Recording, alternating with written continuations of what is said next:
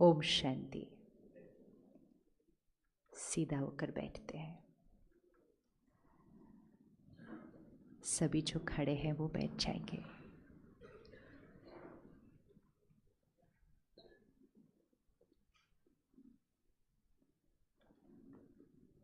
दो minute silence में बैठेंगे और अपने ध्यान को भ्रिकुटी के बीच यहाँ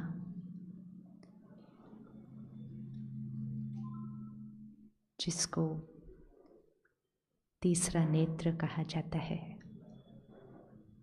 the third I of wisdom,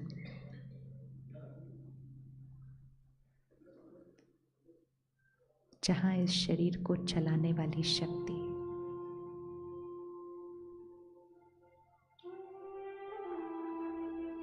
आत्मा का स्थान है, जिस बॉडी को रिलैक्स करे और विजुअलाइज करे जहाँ हम तिलक लगाते हैं।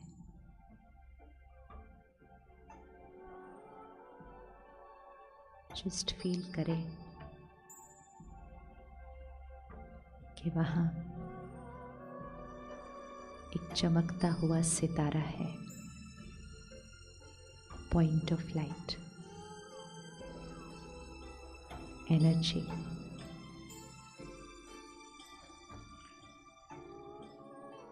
देखें उसको,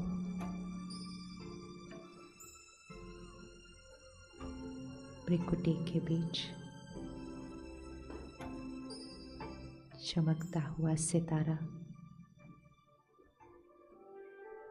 शक्ति।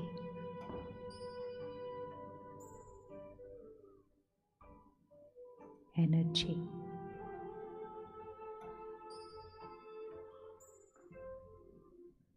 इस शरीर को चलाने वाली शक्ति।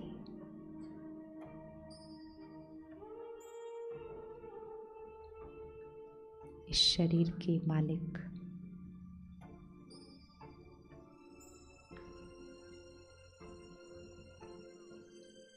मैं आत्मा हूँ।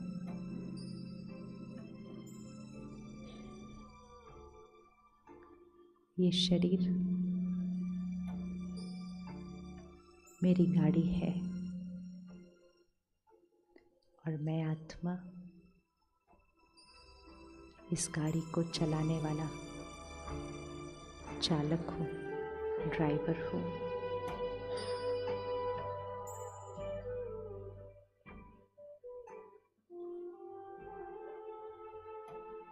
चेक करें, हर एक को अपनी गाड़ी चेक करनी है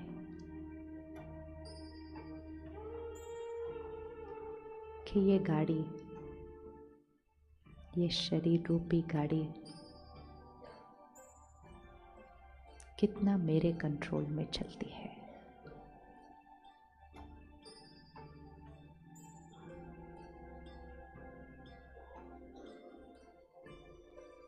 मेरा अपने मन पर कंट्रोल,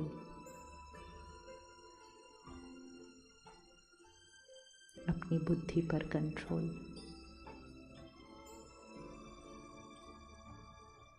अपनी कर्म इंद्रियों पर कंट्रोल,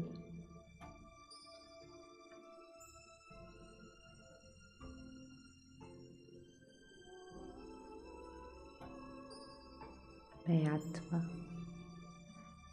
मालिक हूँ।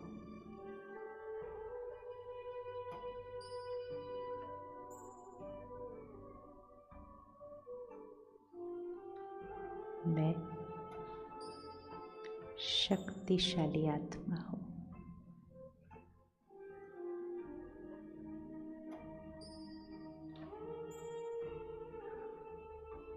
सर्व शक्तियों से संपन्न मैं शक्तिशाली आत्मा हूँ।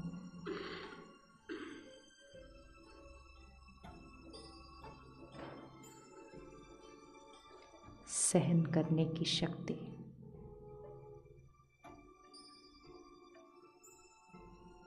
समाने की शक्ति,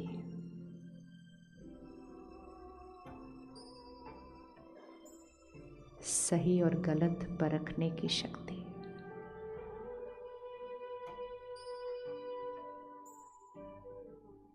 एक क्षण में एक्यूरेट निर्णय लेने की शक्ति,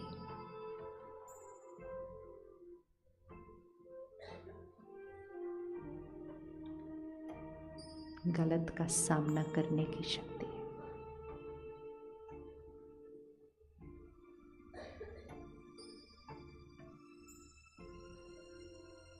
मैं शक्तिशाली आत्मा हूँ।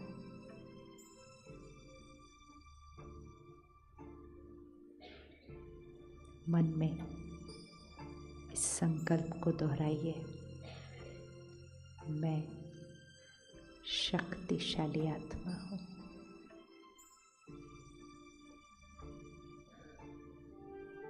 मैं अपने मन की मालिक हूँ।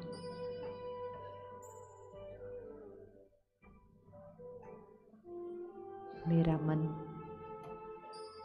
मेरे अनुसार चलता है।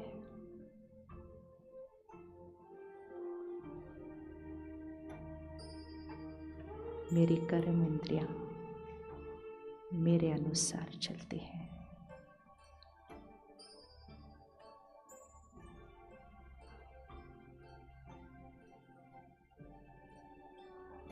मैं शक्तिशाली आत्मा हूँ।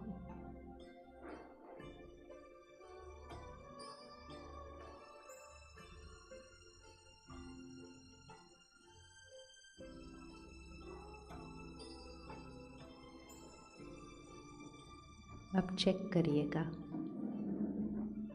पिछले कुछ दिनों में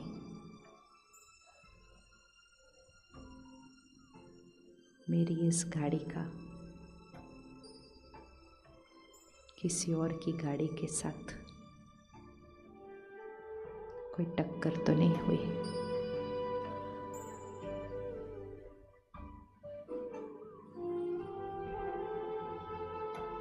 मेरे मुख ने कुछ कहा,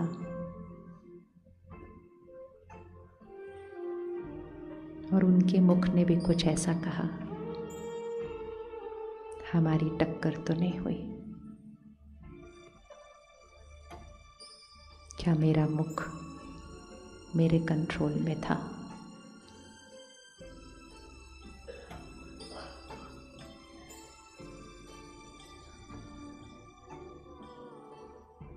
अपनी कर्म इंद्रियों की चेकिंग।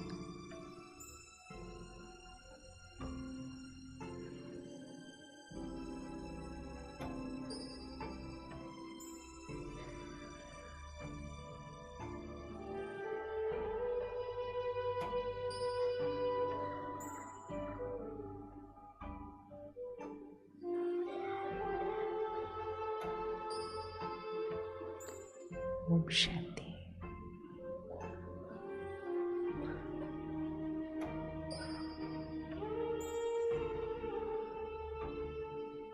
सबने अपनी चेकिंग की पिछले कुछ दिनों की। जैसे हम अपनी गाड़ी को बहुत ध्यान से चलाते हैं, हर सड़क पे अगर एक गड्ढा भी हो तो हम धीरे हो जाते हैं। हम ये नहीं कहते गड्ढा क्यों है, हम कहते मुझे गाड़ी को बचाना है। राइट? सामने से अगर कोई गलत तरीके से अपनी गाड़ी चला भी रहा हो तो क्या हम सीधा उसकी गाड़ी में जाके ठोकते हैं या हम टर्न हो जाते हैं? क्या करते हैं? हम टर्न हो जाते हैं, हम रुक जाते हैं, हम उनको आगे जाने देते हैं, या हम उनके रास्ते में जाकर खड़े हो जाते हैं? हम क्या करते हैं?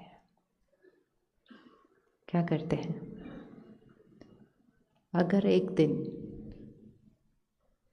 सड़क पर सब लोग गलत तरह से चला रहे हो, इसको सामने लेकर आइए सीन। कोई कैसे चला रहा है, कोई कैसे चला रहा है, तो कोई कैसे चला रहा है। किसी की तो ब्रेक ही फेल हुई है, संयम ही नहीं है। क्या बोल रहे हैं, क्या कर रहे हैं। सड़क पे तो बहुत कुछ हो सकता है, इतनी सारी गाड़ियाँ होती हैं।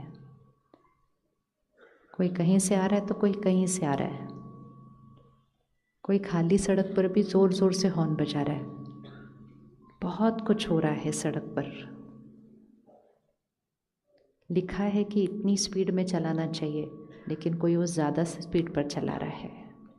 इस सब लोगों के बीच में आप अपनी गाड़ी में हैं। आप ठीक ठाक घर पहुंच जाएंगे? ठीक ठाक घर पहुंच जाएंगे? यस और नो? क्या बात है, आप ठीक ठाक घर पहुंच जाएंगे, नहीं पहुंच जाएंगे? नो, आप ठीक ठाक घर नहीं पहुंचेंगे? क्या? बहुत इजी है, इसको सामने लेकर आइए सीन को। कोई ज़्यादा स्पीड पर चला रहा है, कोई शोर मौत मचा रहा है, कोई अचानक ब्रेक मार के रुक जाता है, दूसरे की तो ब्रेक नहीं चलती है, कोई ओवरटेक राइट रॉन्ग साइड से करता है, बहुत कुछ है। इस सब के बीच हम भी अपनी गाड़ी चला रहे हैं। क्या हम ठीक ठाक घर पहुंच जाएंगे?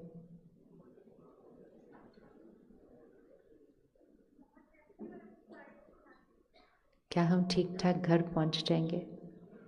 किस किस को लगता है हम ठीक ठाक घर पहुंच जाएंगे?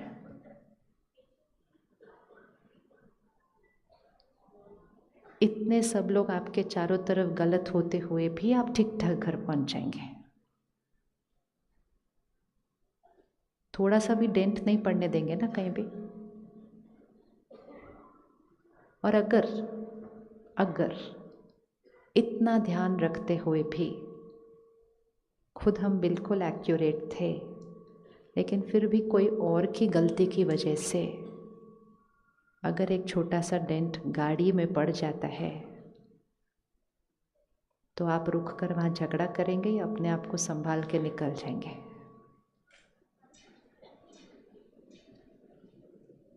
कौन कौन संभाल के अपने को निकल जाएगा? Very good. इसका मतलब जीवन जीना तो हमें आता है। ये तो कितना ईजी है। लेकिन ये सब कुछ हम क्यों कर रहे हैं? क्योंकि हमारा अपनी गाड़ी से बहुत प्यार है।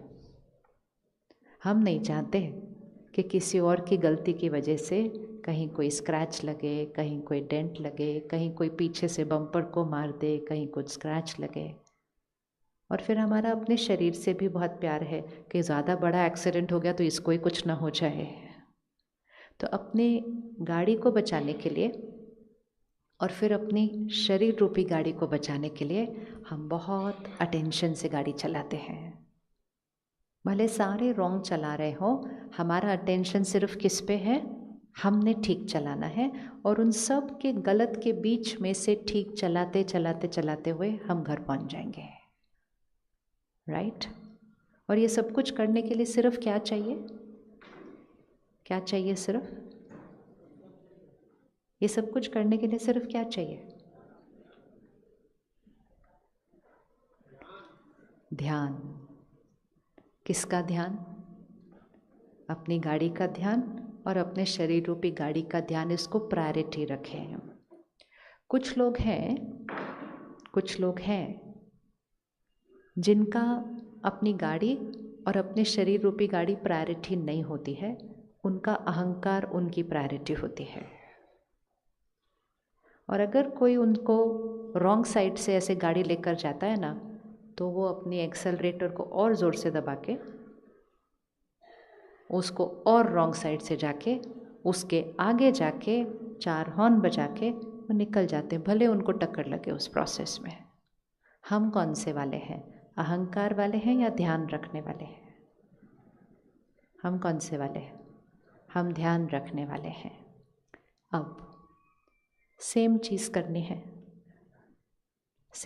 करनी है, चाहे सड़क की यात्रा हो, चाहे जीवन की यात्रा हो। अब फिर से कल सुबह जीवन की यात्रा पर चलते हैं। हमारे आसपास बहुत सारे लोग अलग अलग तरह से जी रहे हैं।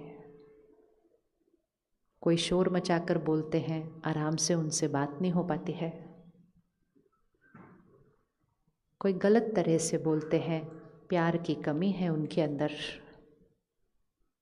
कोई हमें पीछे खींचने की कोशिश करते हैं, कोई हमसे आगे जाने की कोशिश करते हैं, कोई हमें नीचा दिखाने की कोशिश करते हैं। बहुत कुछ है कल सारा दिन में जीवन की यात्रा पर। क्या आप सुबह से शाम तक बिना यहाँ टेंट पड़े एक संडे बिता सकते हैं कल का?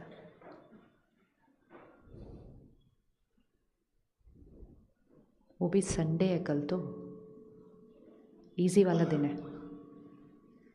एक संडे बिता सकते हैं कल? यस और नो? पक्का? कौन कौन कर सकता है कल का पूरा दिन? इजी? इजी है। क्या करना है? प्रायोरिटी किसको रखना है? प्रायोरिटी किसको रखना है? मेरे मन की स्थिति, इसकी प्रोटेक्शन रखनी है। मुझे इसको सेफ रखना है। जैसे हमें अपनी गाड़ी को सेफ रखना था, अपने शरीर को सेफ रखना था, तो हमने सबके बीच से निकाला, लेकिन हमारा अटेंशन उन पर नहीं, अटेंशन किस पर था? मुझे कैसे जाना है। तो इवन अगर हम सही रास्ते से चल रहे थे और कोई और गलत रास्ते से जा रहा था, तो भी हमने उनकी तरफ नहीं देखा। हमने क्या कहा? कोई बात नहीं, वो गलत जा रहा है, मुझे सही तरह से बचकर निकल के जाना है। अगर हमें ये सब करना आता है तो हम इसको जीवन की यात्रा में भी तो कर सकते हैं ना। कर सकते हैं कि नहीं कर सकते? कर सकते हैं या नहीं कर सकते? कर सकते हैं, नहीं कर सकते? कर सकते हैं।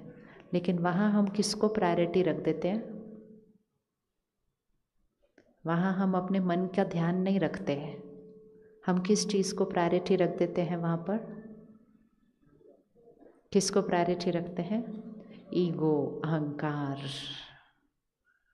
और जहाँ अहंकार आता है तो अहंकार ये नहीं सोचता कि मेरा क्या नुकसान होगा।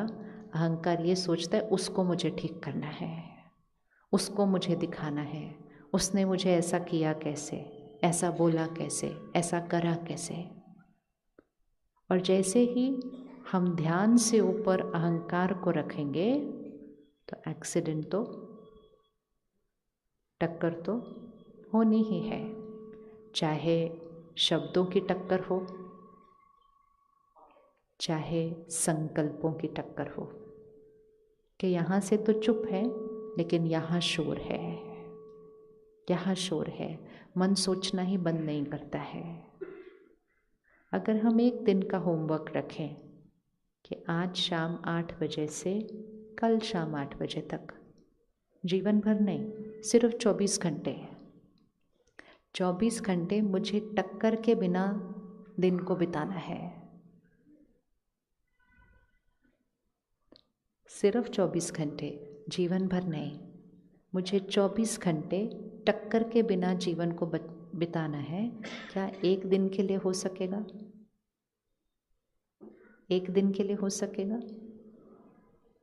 मतलब किसी ने कुछ कहा, ज़ोर से बोला, चिल्ला कर बोला, शायद झूठ भी बोला, शायद निंदा करते हुए बोला, शायद मेरा अपमान करते हुए बोला, और हम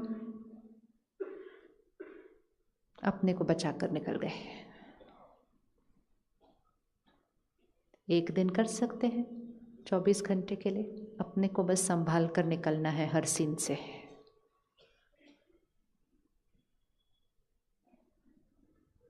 यस और नो? कर सकते हैं। क्यों करें हम? क्यों ना वहाँ खड़े होकर, आप इधर से आए तो मैं भी इधर से आऊँगा, आपने ऐसे बोला तो मैंने भी बोलना है, आपने 2 बार हॉर्न बजाया तो मैंने 6 बार बजाना है, क्यों नहीं हम वो करेंगे? क्योंकि उसमें किसका नुकसान है? अभी अभी डॉक्टर बनारसी भाई ने हमें बताया, और आपने ताली भी बजाई, कि हार्ट ब्लॉकेज ठीक हो गए, डायबिटीज़ ठीक हो रहा है, एडिक्शन छूट रही है। तो क्या हमारे मन ने रुक कर ये सोचा नहीं कि सिर्फ सही सोचने के तरीके से, सिर्फ सही सोचने के तरीके से हमारी बीमारियां ठीक हो जाती हैं। मतलब लाइफस्टाइल तो ऑब्वियसली ठीक चाहिए, लेकिन हम में से बहुत लोग लाइफस्टाइल ठीक रख लेते हैं लेकिन फिर भी बीमारियां होती हैं क्योंकि सोच पर नहीं वर्क कर रहे हैं। तो क्या लगता है ऐसे कैसे हो सकता है कि सही सोचने से बीमारियां ठीक हो सकती हैं? आपको लगता है सही सोचने से कुछ कुछ बीमारियां ठीक हो सकती हैं? हो सकते हैं। इसका मतलब वो बनी कैसे थी? अगर वो सही सोचने से ठीक हो सकती है तो वो बीमारी बनी कैसे थी? वो गलत सोचने से बनी थी। और गलत मैंने सोचा कैसे? जब मैंने अपने आप को बचाकर निकाला नहीं, मैंने वहाँ खड़े होकर मैं क्यों टर्न करूं पहले, मैं क्यों चुप रहूं, मैं क्यों झुकूं, और झुकूं तो हर बार मैं झुकूं, ये करते करते दिन में कई बार एक्सीडेंट होने लगे। गाड़ी की टक्कर। अब ये गाड़ी एक बार डेंट सहन कर सकती है, 2 बार सहन कर सकती है, 10 बार सहन कर सकती है, लेकिन जब हर रोज़ डेंट पड़ने लगा तो फिर धीरे धीरे शरीर में बीमारी तो आनी थी। और फिर वो लोग सेंटर पर आए या कैंपस जो माउंट आबू में हेडक्वार्टर है वहाँ आए। लाइफस्टाइल तो अच्छी की ही, मतलब इसमें पेट्रोल कौन सा डाल रहे हैं वो ठीक किया, इसमें कोई गंद जाने नहीं दिया, लेकिन साथ साथ सीखा कि भले दूसरे लोग गलत तरह से चला भी रहे हों, मुझे संभाल के चलना है। और जैसे ही उन्होंने यहाँ ध्यान रखना शुरू किया, डेंट पड़ने कम हो गए। और जैसे ही डेंट पड़ने कम हो गए, कुछ महीनों में वो गाड़ी क्या हो गई? ठीक। क्या ये कोई बहुत बड़ा मिरेकल है? कोई मिरेकल नहीं है ये कोई मिरेकल नहीं है। ये सिंपल लॉजिक है, ये सिंपल साइंस है कि जो कॉज ऑफ द बीमारी है उस कॉज को आप ठीक कर दीजिए तो क्योर पर आ जाएंगे। तो क्या हम अपने शरीर की बीमारियों को ठीक करना चाहेंगे? चाहेंगे ना। लेकिन दूसरा ऑप्शन ये है कि स्वीकार कर ले, हाँ मुझे डायबिटीज़ है, हाँ मुझे हाई ब्लड प्रेशर है, हाँ मुझे ये है, और डॉक्टर ने कहा अब जीवन भर दवाई खानी है, तो स्वीकार कर लिया। डॉक्टर ने इसलिए कहा जीवन भर दवाई खानी है, इसलिए कहा क्योंकि उसका रूट कॉज कहाँ था? उसका रूट कॉज यहाँ था। मेडिकल साइंस इसको ठीक कर सकती है। मेडिकल साइंस हमारे शरीर को ठीक कर सकती है। हमारी सोच को ठीक नहीं करने वाले वो। हमारी सोच को किसको ठीक करना होगा? हमें खुद। जब हमें ये सब कुछ पता है, फिर भी हमने कभी सोचा कि हम सारा दिन में कितनी अपनी शक्तियां गंवाते हैं? तो अपनी रक्षा करनी, सुरक्षा, खुद की रक्षा। दूसरों का ध्यान तो हम बहुत प्यार से रखते हैं, लेकिन एक है जिसका हम ध्यान ज़्यादा रखते नहीं हैं। वो कौन? तो भाई साहब ने कहा कि आपको अपने शहर को स्मार्ट सिटी बनाना है। स्मार्ट सिटी बनाने के लिए सिर्फ इंफ्रास्ट्रक्चर अच्छा नहीं चाहिए होता, स्मार्ट सिटी के लिए स्मार्ट लोग चाहिए, राइट? और स्मार्ट लोग मतलब इंटेलिजेंट लोग, और स्मार्ट लोग कभी अपना नुकसान नहीं कर सकते।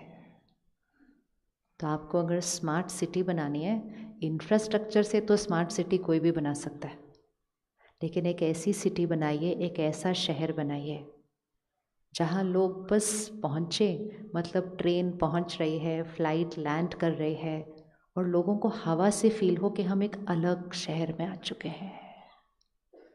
यहाँ की तो हवा ही अलग है, यहाँ की तो वाइब्रेशन ही अलग है, यहाँ की सफाई सिर्फ सड़कों की नहीं, यहाँ की तो हवा भी साफ है, क्योंकि यहाँ के मन साफ है। वो एक बनेगा रोल मॉडल पूरे देश के लिए। करना चाहिए कि नहीं करना? ना तालियां हम बाद में बताएंगे, पहले बताइए आप करना चाहिए या नहीं करना चाहिए। आज हम शहर को साफ रखते हैं, कितना अच्छी बात है। कोई कुछ गिराता है हम उठा देते हैं, कोई कुछ गिराने लगता है हम उसको बोलते हैं कि नहीं गिराना है, साफ रखना है। अगर सड़कों का इतना ध्यान रखा जा सकता है तो मन पर कोई कुछ गिरा दे तो हम उसको तुरंत साफ करें या कहें ये बात मैं कभी नहीं भूलूंगा? कौन सा वाला कहे? कौन सा वाला कहे?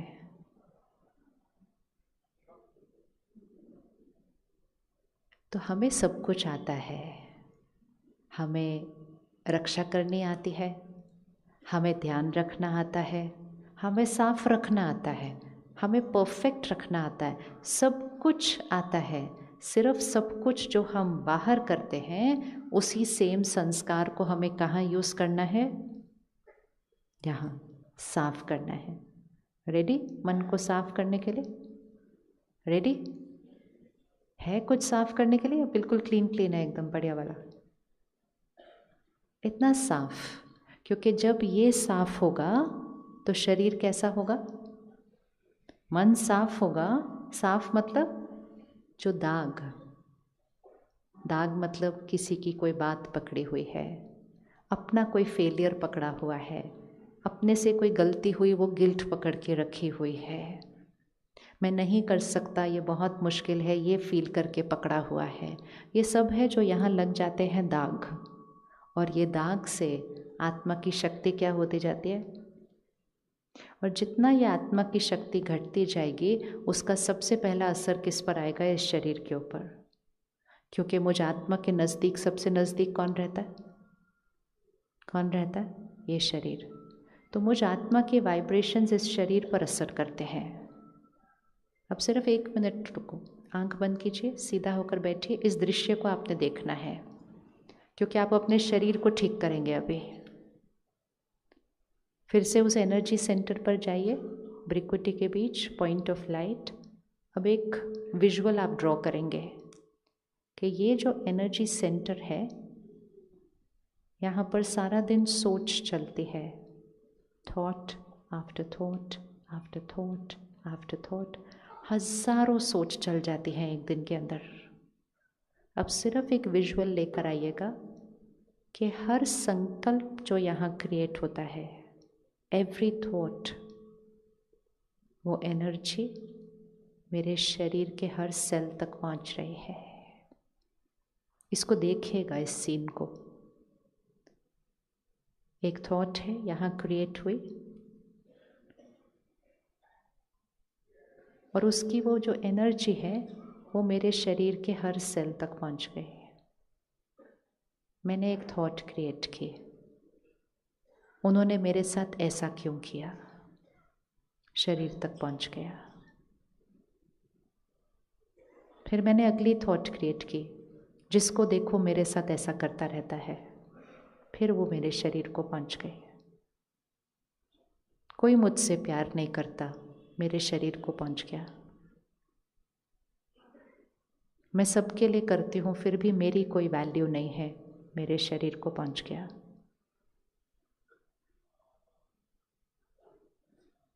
इनके लिए इतना करो फिर भी ये मेरी रिस्पेक्ट नहीं करते, मेरे शरीर को पहुँच गया।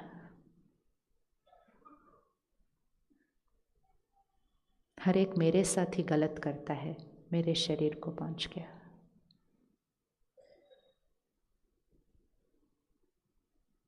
अब सिर्फ चेक करें, बचपन से लेकर अब तक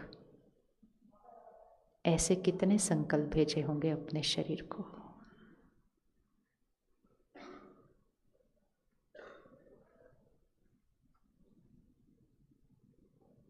अब एक दूसरा थॉट क्रिएट करें,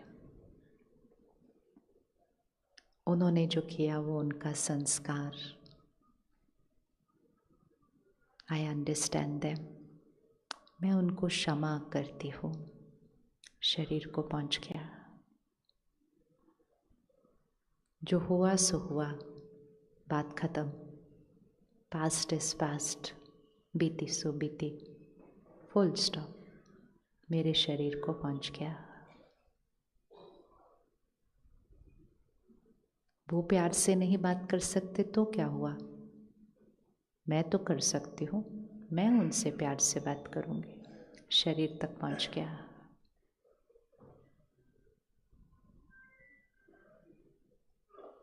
मुझे किसी से कुछ नहीं चाहिए।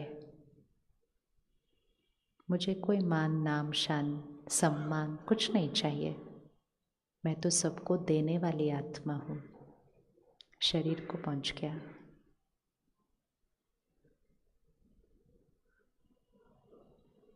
ओके, आंख खोलिए। आपको दिखाई दे रहा है क्या हो रहा है बॉडी के साथ? दिख रहा है बॉडी के साथ क्या हो रहा है? फील हुआ? क्या लगता है? दूसरों की गलतियों की वजह से, दूसरों के व्यवहारों की वजह से, दूसरों के संस्कारों की वजह से क्या मुझे मेरे शरीर का नुकसान करना चाहिए? करना चाहिए? करना चाहिए? नहीं करना चाहिए। दूसरों की गलतियों की वजह से, दूसरों के व्यवहारों की वजह से क्या मुझे अपनी खुशी को गायब करना चाहिए? नहीं करना चाहिए।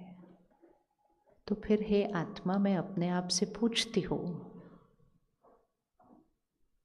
कि जब मुझे ये सब कुछ पता है, फिर मैं सारा दिन जीवन की यात्रा पर ऑपोजिट क्यों चल रही हूँ? Why? Important question is why? तो भाई साहब ने अभी कहा कि हम बहुत रिएक्टिव हो चुके हैं। रिएक्टिव मतलब यहाँ से किसी ने कुछ गलत किया, हमने ध्यान रख कर रिस्पॉन्स नहीं किया, हमने सीधा जैसे उसने किया हमने भी वैसे रिएक्ट कर दिया। और जब रिएक्ट किया तो हमने ये सोचा भी नहीं कि हमने कोई गलती की। हमने कहा उन्होंने ऐसा किया इसलिए मैंने ऐसा किया, इसमें मेरी कोई गलती नहीं है। सड़क के ऊपर सामने वाला रूल न भी फॉलो कर रहा हो, वो रॉन्ग साइड से भी आ रहा हो, तो हम कहेंगे क्या उसने ऐसा किया इसलिए एक्सीडेंट हुआ? नहीं, वो भले रॉन्ग साइड से आ रहा हो, हम अपने को बचा कर निकलेंगे। हम उस समय से चल रहे हैं जहाँ सिर्फ शारीरिक बीमारियाँ नहीं बढ़ रही, अब वो समय आ गया है कि मानसिक रोग भी बढ़ने लग गए हैं। आपके शहर में है? आपके शहर में है? डिप्रेशन आ गया आपके शहर में? आ गया आपके शहर में? कितना कितना, थोड़ू थोड़ू है या काफ़ी हो गया? बहुतों को तो जिनको है उनको पता ही नहीं है, उनके परिवार को भी पता नहीं है। वो इसलिए पता नहीं है क्योंकि हम ज़्यादातर बहुत खुश उस स्थिति में रहते नहीं हैं। तो हम कहते हैं ये तो मूड है, थोड़ा सा खुश नहीं है, अपने आप ठीक हो जाएंगे। तो हमें ये भी नहीं पता होता कि हम एक बीमारी से गुजर रहे हैं, या हमारा परिवार का सदस्य या हमारी ऑफिस में कोई जो हमारे साथ काम कर रहा है वो एक बीमारी से गुजर रहा है। और उसका रिजल्ट ये, जब भी हम ऐसा सुनते हैं कि किसी ने ऐसा निर्णय लिया कि वो जीना नहीं चाहते, उन्होंने खुद चूज किया है कि वो जीना नहीं चाहते हैं, तो हम कहते कोई ऐसे कैसे कर सकता था, ऐसे कैसे कर दिया उसने इसलिए किया ऐसा क्योंकि वो बहुत समय से इस बीमारी से चल रहे थे, लेकिन किसी ने भी परखा नहीं।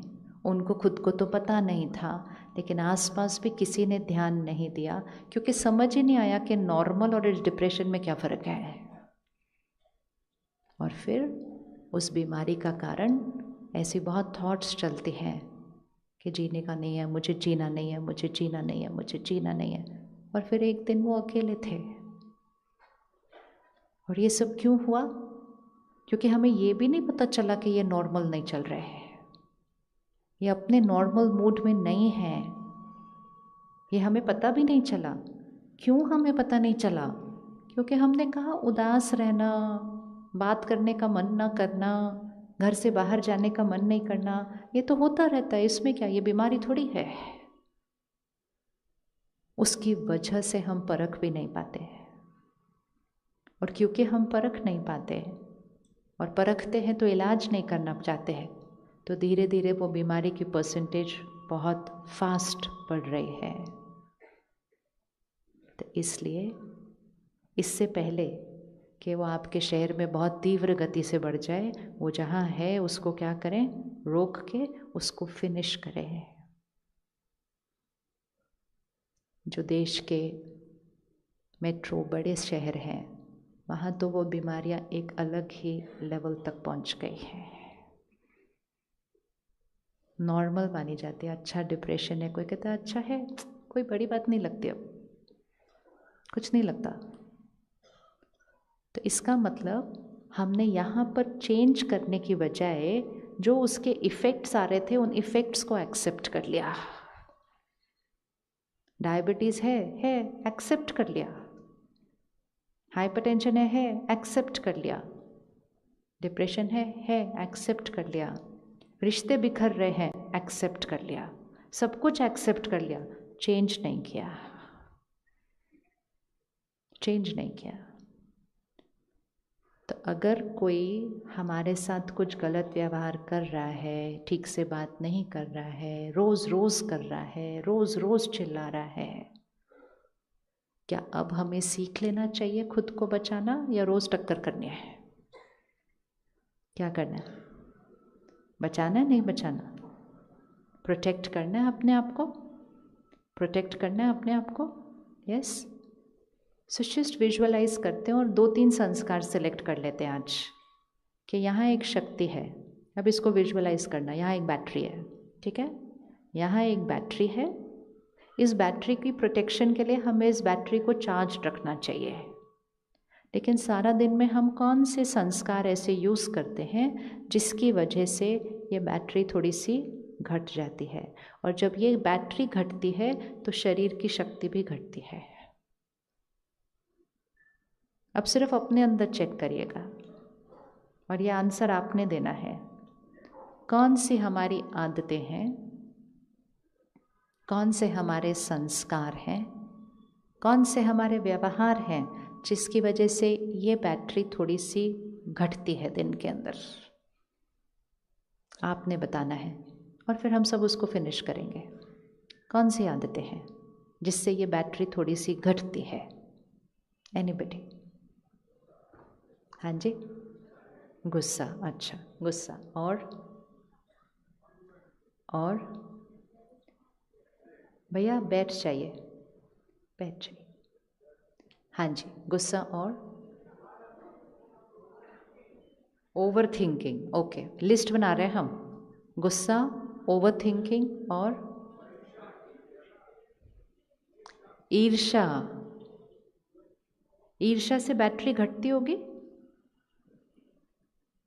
ईर्ष्या से बैटरी घटती होगी। ओके, ठीक है, ईर्ष्या। सो गुस्सा, ओवर थिंकिंग, जेलसी और कुछ? ईगो, बेचैनी, हाँ, फियर। ओके, और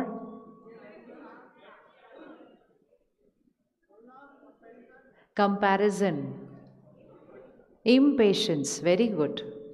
और रिएक्शन, स्ट्रेस। और कुछ रह गया? Anxiety, social media. अच्छा, हम अपने संस्कारों की बात कर रहे थे। सोशल मीडिया कारण नहीं होता, हम उसको कैसे यूज़ करते हैं वो कारण होता है। आज एक चीज़ पक्की करेंगे, उंगली कभी उस तरफ नहीं, उंगली ना दुनिया पर, उंगली ना मौसम पर, उंगली ना लोगों पर, उंगली ना मीडिया पर। वो सब कुछ जो है वैसा है, यूज़ कैसे करना है वो चॉइस हमारी है। सोशल मीडिया पे सारा दिन इतना कुछ आ रहा है, ये तो चॉइस हमारी है ना, हम क्या ग्रहण कर रहे हैं और कितना ग्रहण कर रहे हैं। आज रात को आप प्रोग्राम के बाद किसी के घर जाते हैं, उन्होंने बहुत सारी चीज़ें बनाई हैं आपके खाने के लिए, लेट्स से उन्होंने 10 चीज़ें आज बनाई हैं आपके खाने के लिए, उसमें से 8 चीज़ें बड़ी चटपटी सी हैं और 2 चीज़ें बड़ी सात्विक हैं। मतलब सैलड होगा, स्प्राउट्स होंगे और दूसरी तरफ पकौड़े होंगे, चाट पापड़ी होगी और लंबी लिस्ट है। तो किस तरफ जाना है?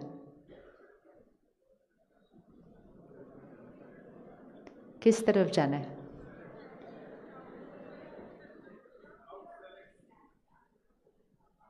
और फिर वो सारी चीज़ें खा के, ओवर ईटिंग करके, फिर कोई कहेगा इतना क्यों खाया है वो सब? कहते हम थोड़ी खा रहे थे, वो इतने प्यार से खिला रहे थे तो हम कैसे मना करते उनको? Blaming the world for my Karma. अब अगर आपने डिसाइड कर लिया कि मुझे क्या खाना है और कितना खाना है, तो क्या ये चॉइस कंप्लीटली आपकी है कि क्या खाना है, कितना खाना है, या जो खिला रहा है वो ज़बरदस्ती आपको खिला सकता है? वो बार बार प्यार से बोल सकते हैं खा लो खा लो, मैंने कितने प्यार से बनाया आपके लिए, आप नहीं खाओगे तो मुझे बहुत बुरा लगेगा। चेकिंग। अपनी कमज़ोरियों का ब्लेम किसी और पर नहीं डालना। अगर खाना है तो प्यार से खाओ और फिर कहो मेरे अंदर विल पावर की कमी है, कल तक मैं उसको बढ़ा लूँगी।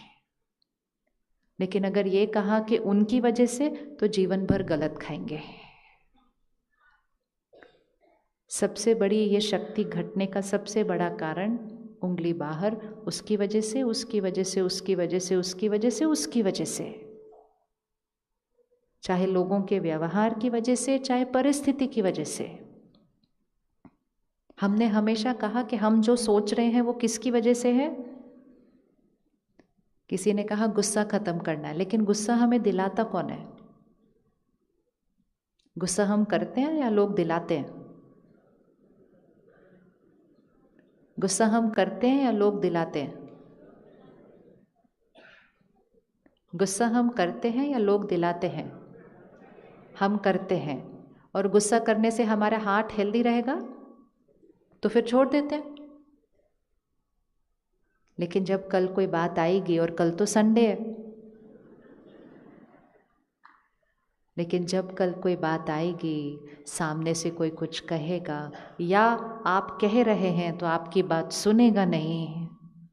आप अपने बच्चे को कह रहे होंगे आज संडे है, थोड़ा सामान उठा लो, थोड़ी सफाई कर लो, थोड़ा ये कर लो, पहले तो वो आपकी तरफ देखेगा ही नहीं। फिर आप 4 बार उस बात को रिपीट करेंगे। फिर क्योंकि आप 4 बार रिपीट कर रहे हो, कहेगा अच्छा। फिर आप 1 घंटे के बाद जाएंगे तो वो हूँ का कोई इम्प्लीमेंटेशन हुआ नहीं होगा। और ये सब कुछ देखते हुए गुस्सा नहीं करना पॉसिबल? पॉसिबल है? यस और नो? पॉसिबल है? That's all. It's a choice. और वो चॉइस वो कर सकते हैं जिन्होंने अपने मन की खुशी, अपने शरीर की सेहत, अपने रिश्ते और अपने घर के वातावरण को अपनी प्रायोरिटी बनाया है। और जिनको ये क्लैरिटी है कि चिल्लाने से काम तो हो जाते हैं, लेकिन उससे ज़्यादा बहुत बड़े बड़े नुकसान हो जाते हैं। और जो शॉर्ट टर्म गोल के लिए चल रहे हैं कि कुछ नहीं होता, अभी चिल्लाओ और अपना काम हो जाए, तो वो उसको अपनी एक आदत बना लेते हैं, अपना संस्कार बना लेते हैं। और फिर हर काम करवाने के लिए वो उसी मेथड को यूज़ करते हैं। और जैसे ही उस मेथड को यूज़ करते हैं, काम बड़ी जल्दी जल्दी हो जाते हैं। तो इसलिए उनको लगता है चीज़ें मेरे कंट्रोल में चलती हैं जब मैं ज़ोर से बोल दूँ। और सच्ची में चीज़ें उनके कंट्रोल में चलती हैं। सिर्फ एक चीज़ उनके कंट्रोल में नहीं चलती, वो खुद। वो बाकी सब पर कंट्रोल पा लेते हैं, लेकिन खुद से आउट ऑफ कंट्रोल होने लगते हैं। पहले शब्द आउट ऑफ कंट्रोल हो जाते हैं, कभी कभी संस्कार और ज़्यादा गहरा हो जाए तो हाथ भी उठ जाते हैं, हाथ में जो चीज़ है वो फेंक देते हैं। और ज़्यादा कंट्रोल खो दें तो किसी को धक्का भी मार सकते हैं, और ज़्यादा कंट्रोल खो दें तो बहुत कुछ ऐसा हो जाता है जिससे 2 परिवारों का भाग्य बदल जाता है। ये स्टार्ट सिर्फ एक गुस्से से ही हुआ होता है, लेकिन धीरे धीरे धीरे धीरे out of control, out of control, out of control, out of control, गाड़ी out of control, driver out of control. और ये ड्राइवर और गाड़ी आउट ऑफ कंट्रोल क्यों गए? क्योंकि ये दूसरों को कंट्रोल करने की कोशिश कर रहे थे। एक प्रैक्टिस करते हैं कल। बार बार बोलो बच्चे को जो भी आपने बोलना है, पढ़ने के लिए बोलना है, खाने के लिए बोलना है, सफाई करने के लिए बोलना है। संडे ज़्यादा बेटर दिन होता है प्रैक्टिस करने का, लेकिन आजकल कुछ लोगों को पता नहीं चलता कौन सा दिन ज़्यादा मुश्किल है, मंडे ज़्यादा मुश्किल है या संडे ज़्यादा मुश्किल है। पता नहीं, कहते संडे ज़्यादा मुश्किल लगने लग गया है। प्रैक्टिस करनी है कल, व्रत रखना है कल व्रत रखना है कि चाहे कुछ भी हो जाए, मैंने वही बात को चाहे 100 बार बोलना है, लेकिन संयम और नियम से बोलना है, खुद पर आपक होके नहीं बोलना है। ज़्यादा से ज़्यादा, ज़्यादा से ज़्यादा बड़े से बड़ी चीज़ ये हो सकती है कि कल कमरे की सफाई नहीं होगी, लेकिन कम से कम मेरे हार्ट में ब्लॉकेज तो नहीं बन जाएगी ना।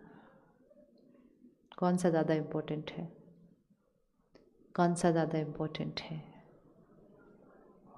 कौन सा ज़्यादा इम्पोर्टेंट है?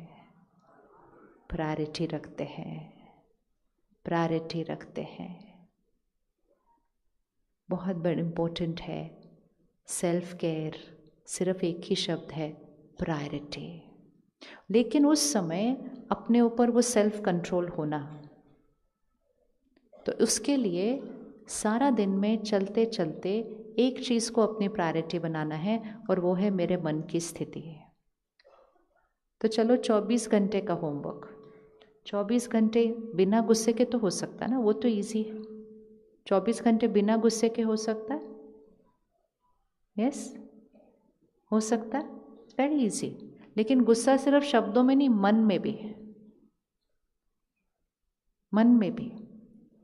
हम बार बार जब वॉल्यूम बढ़ा बढ़ा के बोलते हैं, हमें कुछ आइडिया है इस बॉडी के ऊपर कितना असर पड़ रहा होता है उस टाइम पे? हम सबके पास ऑक्सीमीटर है ना, जो अभी खरीदा था कोविड के टाइम पे। कल एक बार गुस्सा कर लेना, और गुस्सा करके थोड़ा सा ज़ोर से बोल के फटाफट से वो लगा देना, या किसी और को बोलना कि जब मैं चिल्ला रहा हूँ तब 1 मिनट वो लगाना, मुझे देखना है कितनी वैल्यू आती है। और जिन पर आप गुस्सा कर रहे हैं ना, उनके ऊपर भी ऑक्सीमीटर लगा देना, उनका नॉर्मल आएगा। हाँ, आप अपने बच्चों का वो अंदर अपना ये लगा के, सो विच मीन्स ये नहीं कि मुझे डिसिप्लिन नहीं करना है, मुझे काम नहीं करवाना है, छोड़ दो, उनको नहीं करना है तो नहीं करना है। नो, फिर तो सारा सिस्टम ही बिगड़ जाएगा, चाहे घर का चाहे ऑफिस का। मुझे संभालना है, मुझे डिसिप्लिन करना है, मुझे अनुशासन लाना है, लेकिन पहले स्व अनुशासन लाना है, self discipline and then discipline others. अपने ऊपर आपक होकर अगर दूसरों को कंट्रोल किया तो वो कोई सफलता नहीं है, वो कोई सफलता नहीं है। तो सबसे पहली चीज़, फर्स्ट स्टेप, जैसे ही किसी का व्यवहार सही नहीं होता, चाहे वो हम पर गलत कर रहे हैं या वो हमारा कहना नहीं मान रहे हैं, जैसे कुछ ये होता है, फर्स्ट स्टेप मुझे याद रखना है कि जो मेरा अभी रिस्पॉन्स होगा वो किस पर निर्भर है। जो मेरा अभी रिस्पॉन्स होगा वो किस पर डिपेंडेंट है? उन पर, उनकी गलती पर या मुझ पर? किस पर डिपेंडेंट है? उन पर, उनकी गलती पर, या कितनी बार मैंने उनको अभी तक बोला। हम कहते हैं ना 4 बार तो मैंने आराम से बोला ना, 5वीं बार तो जो गुस्सा आना ही था। क्यों 5वीं बार आना था? क्योंकि मैंने बोला कि 4 बार मैंने कर लिया, 5वीं बार तो आना था। तो किस पर डिपेंडेंट? Number of times.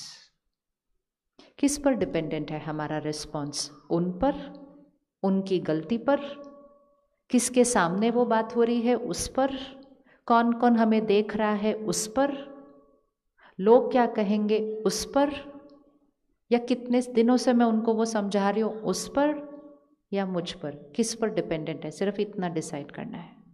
किस पर डिपेंडेंट है? किस पर डिपेंडेंट है? मुझ पर। और जब मुझ पर डिपेंडेंट है तो मेरी चॉइस है, मेरी चॉइस है। ये एक लाइफस्टाइल होती है, ये एक जीवन शैली है। जीवन बिल्कुल उस सड़क की तरह है। मेजॉरिटी लोग आपके चारों तरफ आपके अनुसार होने वाले नहीं हैं। इवन घर पे भी हमारे अनुसार नहीं होते, ऑफिस में भी नहीं होते। हमारे अनुसार नहीं मतलब उनके संस्कार हमारे संस्कार से डिफरेंट हैं और डिफरेंट ही होने हैं। लेकिन मुझे वो लाइफस्टाइल क्रिएट करना है कि सबके बीच रहते हुए सब अलग अलग तरह से चल रहे हैं, लेकिन मुझे कैसे ध्यान रखते हुए इस यात्रा पर चलते हुए खुद को प्रोटेक्ट करते हुए दूसरों को भी प्रोटेक्ट करना है। जब हमारी किसी से टक्कर होती है तो नुकसान सिर्फ हमारा नहीं होता, नुकसान उनका भी होता है। मुझे ये चाहिए कि मेरा हार्ट भी ठीक रहे, लेकिन मुझे ये चाहिए कि उनका भी ठीक रहे।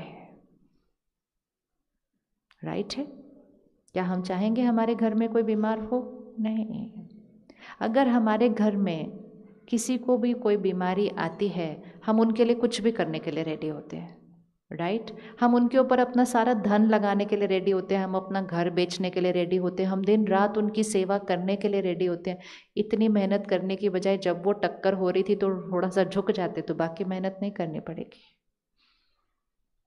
थोड़ा सा झुक जाते, थोड़ा सा चुप रहते, थोड़ा सा उस बात को अभी छोड़ देते, तो अपना हार्ट भी ठीक रहेगा तो उनका हार्ट भी ठीक रहेगा।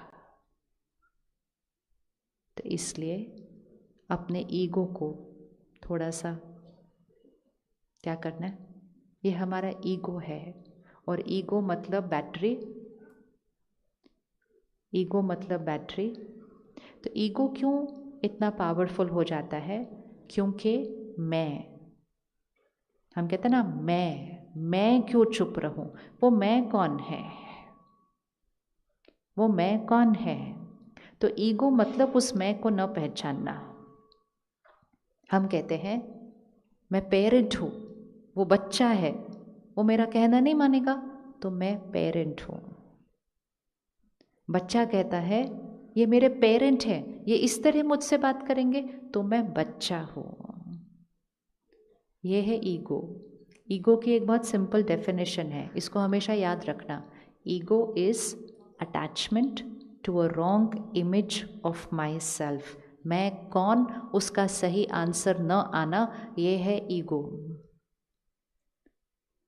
मैं कौन हूँ? मैं कौन हूँ?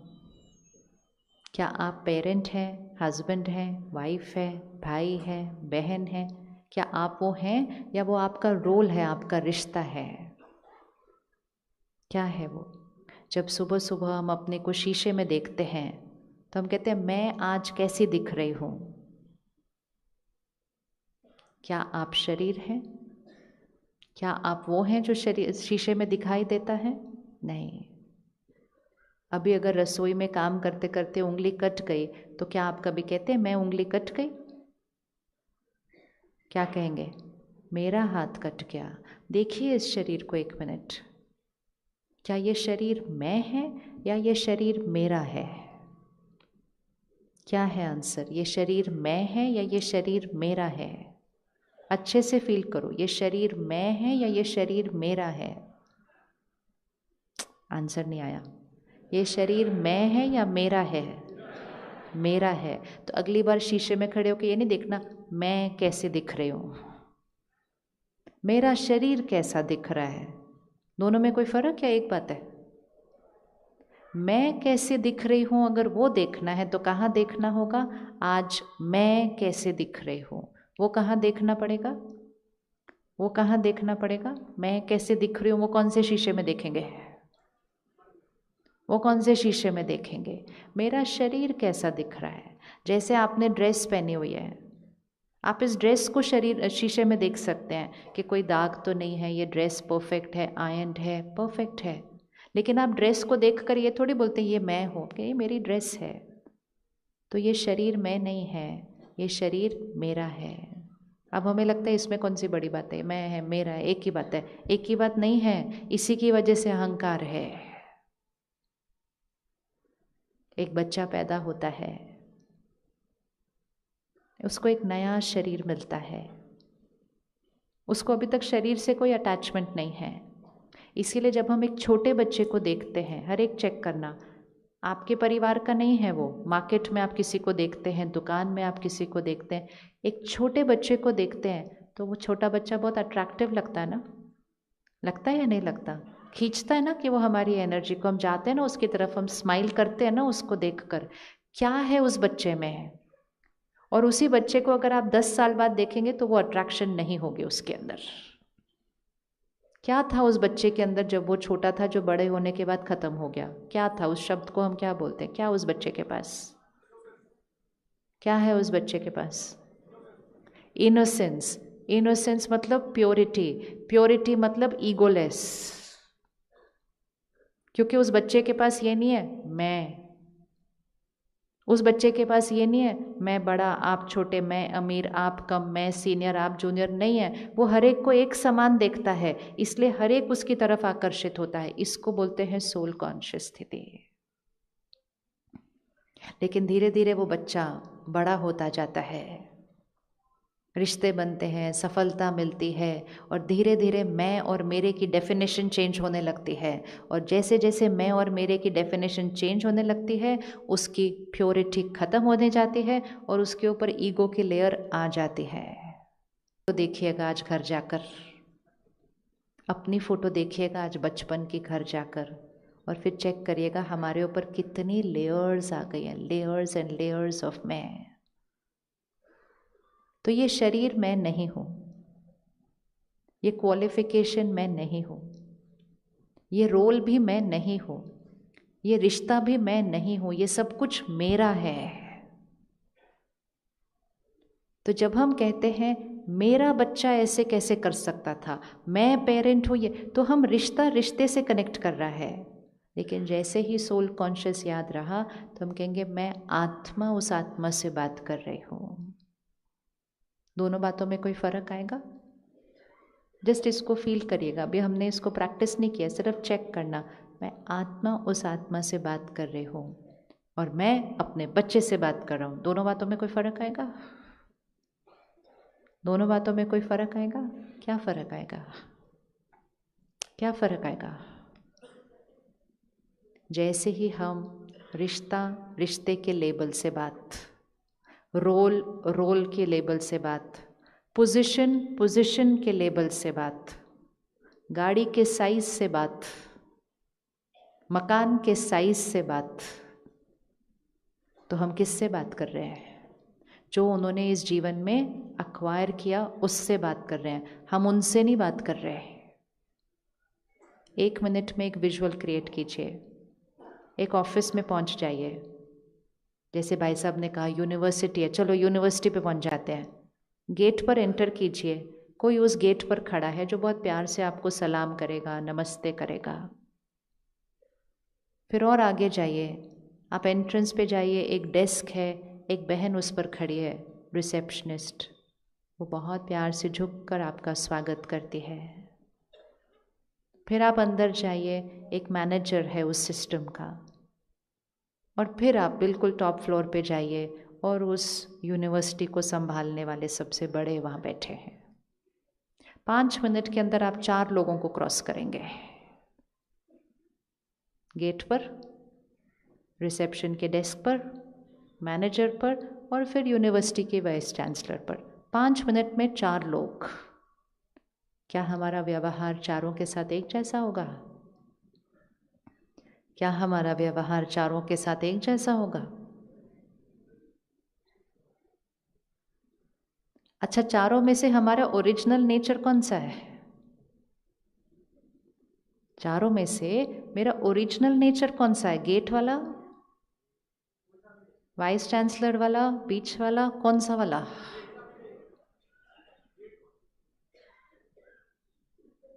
पाँच मिनट में 1 2 3 4 मैं 4 बार बदल गई। इस चारों में से मेरा ओरिजिनल नेचर कौन सी? कोई भी नहीं, क्योंकि अगर ओरिजिनल होती तो चेंज नहीं होती। इतनी जल्दी जल्दी जल्दी जो चेंज हो गए, तो जो हम इतनी जल्दी जल्दी चेंज हुए, क्यों चेंज हुए? हम किससे बात कर रहे थे? हम किससे बात कर रहे थे? हम किससे बात कर रहे थे? अगर कल कुछ ऐसा हो जाए कि जो सबसे ऊपर के फ्लोर पर बैठे हैं वो गेट पर आ जाएं, और जो गेट पर बैठे हैं वो सबसे ऊपर के फ्लोर पर आ जाएं, हम फिर चेंज हो जाएंगे। तो हम किससे बात कर रहे हैं? हम पोजीशन से बात कर रहे हैं, हम रोल से बात कर रहे हैं, हम व्यक्ति से तो बात ही नहीं कर रहे हैं। तो जब हम गेट पे क्रॉस करते हैं हम उसकी तरफ देखते भी नहीं, और जब हम टॉप फ्लोर पे बैठते हैं तो हम ज़्यादा ही झुकने लगते हैं बिना बात के। इतना झुकने की कोई ज़रूरत नहीं थी, आराम से बात करो। क्योंकि हम उनसे नहीं बात कर रहे, हम उनके औहदे से बात करते हैं। इसको बोलते हैं ego connecting with ego, attachment to a wrong image of myself. इसी तरह हम रिश्ते से बात करते हैं, हम धर्म से बात करते हैं, हम जाति से बात करते हैं। सिर्फ मैं आत्मा से नहीं बात करती। अब फिर से उस गेट पर चलिए, फिर चार लोगों से मिलते हैं, फिर चार लोगों से बात करते हैं। सिर्फ कॉन्शियसनेस चेंज होगी, मैं आत्मा जा रही हूँ, और ये आत्मा सिक्योरिटी गार्ड का रोल प्ले कर रहे हैं, और ये आत्मा इस यूनिवर्सिटी के हेड का रोल प्ले कर रहे हैं। क्या हम चारों के साथ एक जैसा सम्मान हो सकता है? हो सकता है। हम कितनी बार चेंज होंगे 5 मिनट में? फिर हम कितनी बार चेंज होंगे फिर 5 मिनट के अंदर? हम बिल्कुल चेंज नहीं होंगे। हम रिगार्ड अलग अलग देंगे। रिगार्ड बाह्य होता है। रिगार्ड मतलब वो भैया अगर हमारे लिए गेट खोल रहा है तो हमें उतर के उसके लिए गेट नहीं खोलना है, वो उसका रोल है। और जब हम टॉप फ्लोर पे जा रहे हैं, हम खड़े होकर उनके लिए दरवाज़ा खोल सकते हैं, वो हमारे लिए दरवाज़ा नहीं खोलेंगे। कोई हमारे से उम्र में बड़े हैं, हम उठकर उनको कुर्सी देते हैं, उन्हें हम, ये सब बाह्य रिगार्ड है। लेकिन सम्मान प्यार ये रोल और पोजीशन के लिए नहीं होता, ये सोल के लिए होता है। This is called a soul to soul connection. कौन सी जीवन दोनों में से ज़्यादा कंफर्टेबल है, 4 बार बदलने की या चारों के साथ एक जैसा होने की? कौन सी ज़्यादा ईजी है? तो अगर आप देखो, हमने मुश्किल काम तो सीख लिया कैसे करना है। अब हमने सारा जो मुश्किल सीख लिया था उसको हमें क्या करना है? सारा जो हमने मुश्किल सीख लिया उसको अनलर्न करना है, और हमें सिंप्लिसिटी पर आना है। एंड सिंप्लिसिटी सोल कॉन्शियस है। जब हमें याद रहता है कि मैं आत्मा हूँ, मैं एनर्जी हूँ, आज इस शरीर में हूँ, एक क्षण में ये शरीर छोड़ेंगे, क्या ये शरीर हमारे साथ जाएगा? नहीं। क्या ये रोल हमारे साथ जाएगा? मकान हमारे साथ जाएगा? कुछ नहीं हमारे साथ जाएगा। मेरे साथ क्या जाएगा? मेरे संस्कार और मेरे कर्म। तो ये जो हमें अटेंशन रखनी है और प्रोटेक्शन रखनी है, ये सिर्फ इस जीवन के लिए नहीं है। यहाँ जितने डेंट पड़ेंगे वो हमारे साथ जाएंगे। और इसीलिए जब आपके घर बच्चा पैदा होता है तो थोड़े ही दिनों में पंडित जी जन्म पत्री बनाते हैं, और उसमें वो आपको डेंट भी दिखाते हैं, कितने साल के बाद डेंट आने वाला है। दिखाते हैं कि नहीं दिखाते? सब ठीक है, लेकिन इतने साल में ये बहुत अच्छा, ठीक है, फिर लेकिन ये सारे वो डेंट हैं जिनको हम लेकर आए हैं अपने साथ।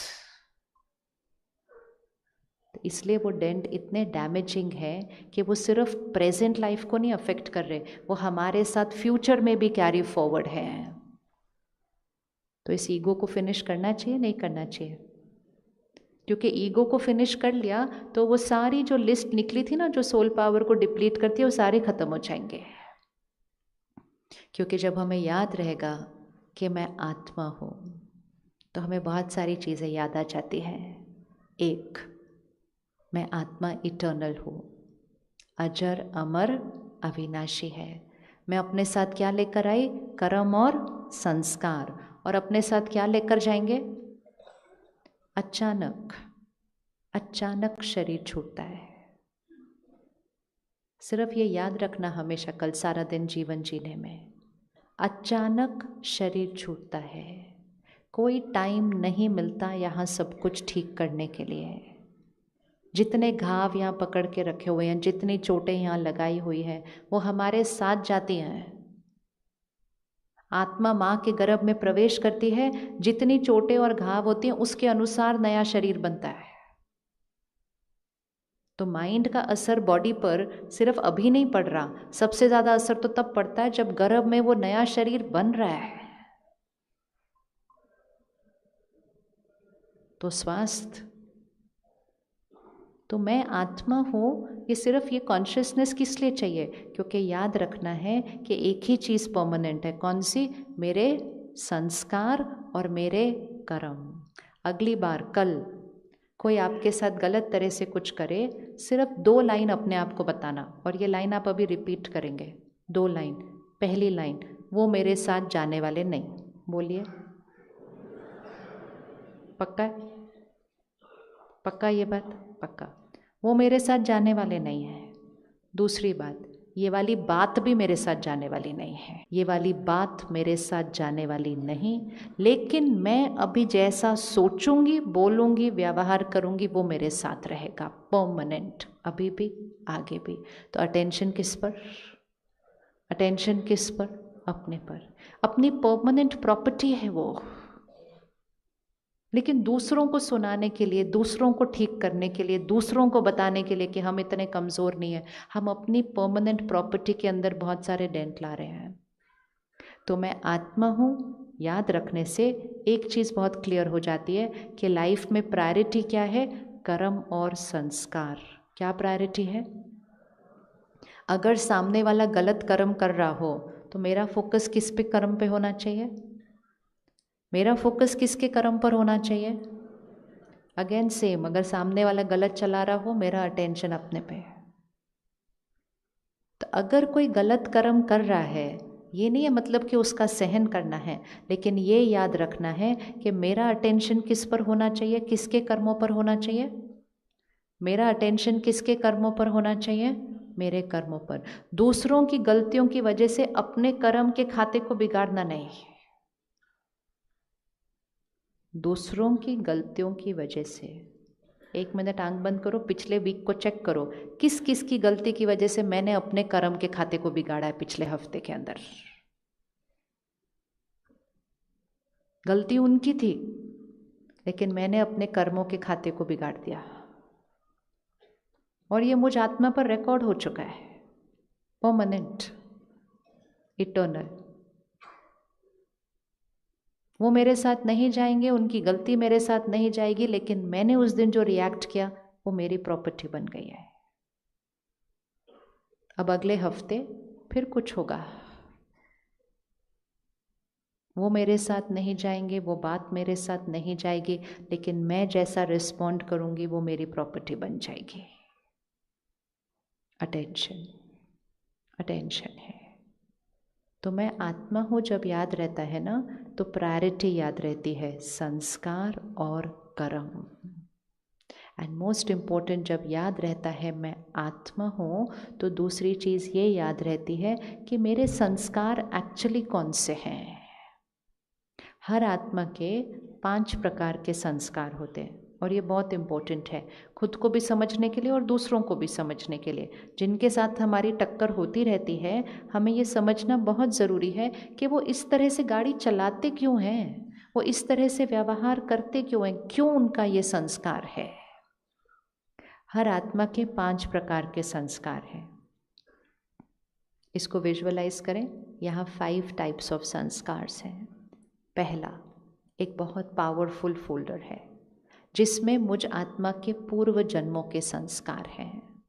क्योंकि मैं आत्मा शरीर छोड़ा, नया शरीर लिया, जो पिछले जन्म में संस्कार थे वो मेरे साथ आए हैं।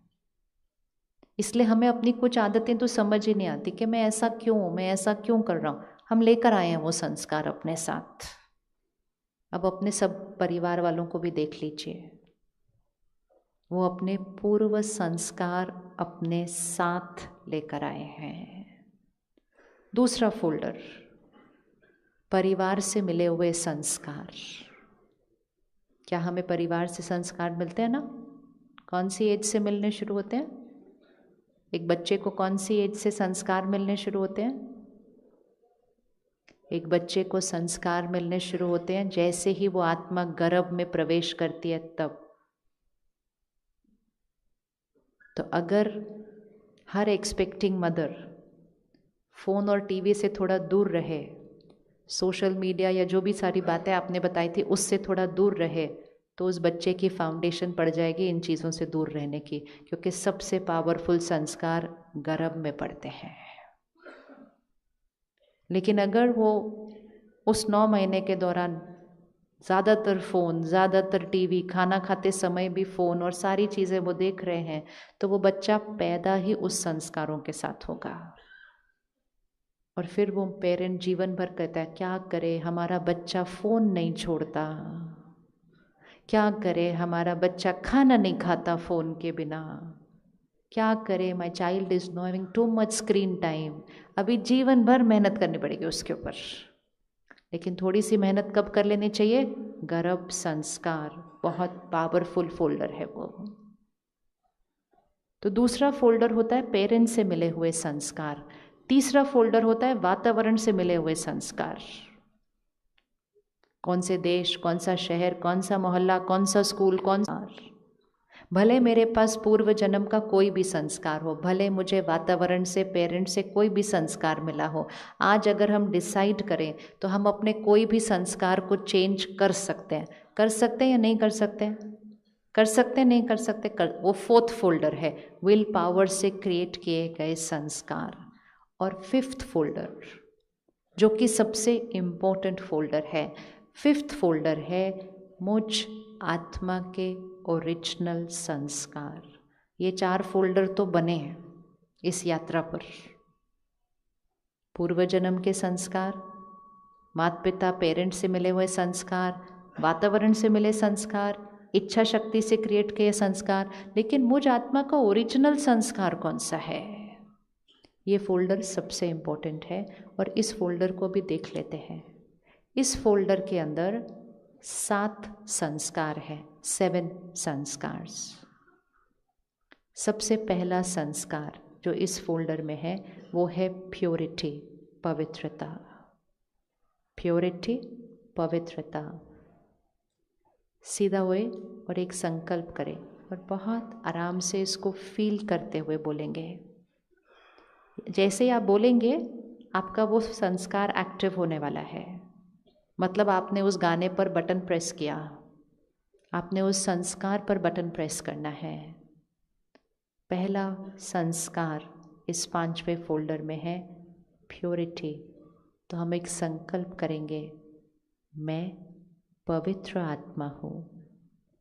बोलिए इकट्ठे, मैं। सिर्फ ऐसे नहीं बोलना, फील करके बोलना है कि मैं पवित्र आत्मा हूँ। अब इसको फील करो, प्योरिटी क्या होती है, क्या मीनिंग है इस वर्ड का कि मैं पवित्र आत्मा हूँ। I am a pure soul. Pure कैसा होगा, प्योरिटी कैसी होगी? और माइनस कीजिए उन चीज़ों को जो आपकी प्योरिटी को चेंज कर रहे हैं। दूसरा संस्कार शांति।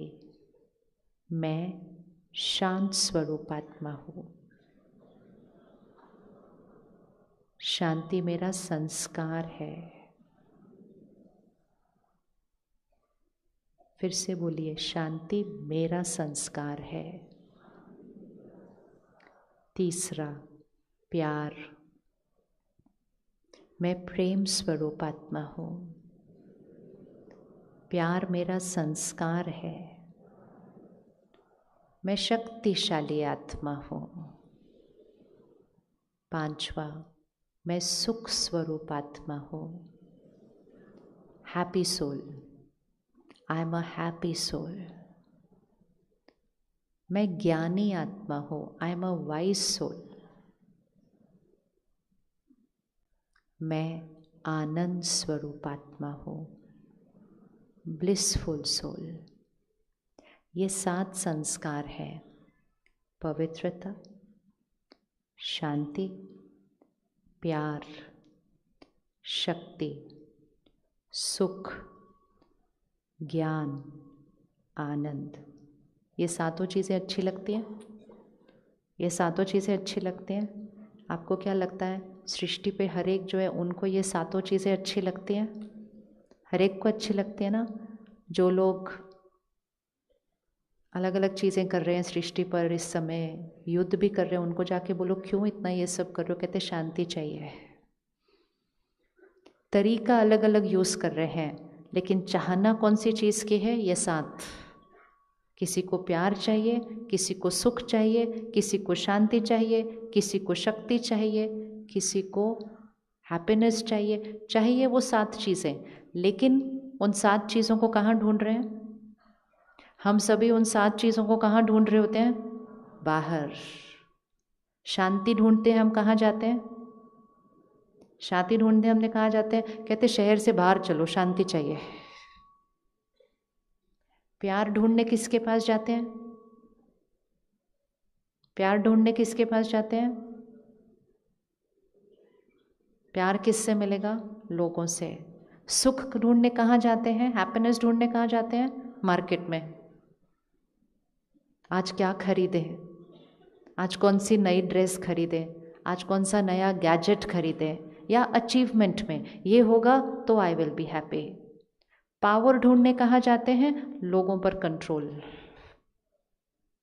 ये सात संस्कार हमारे संस्कार हैं, और संस्कार मतलब इट इज़ मी, मुझे उसको ढूंढने के लिए कहीं जाना नहीं है।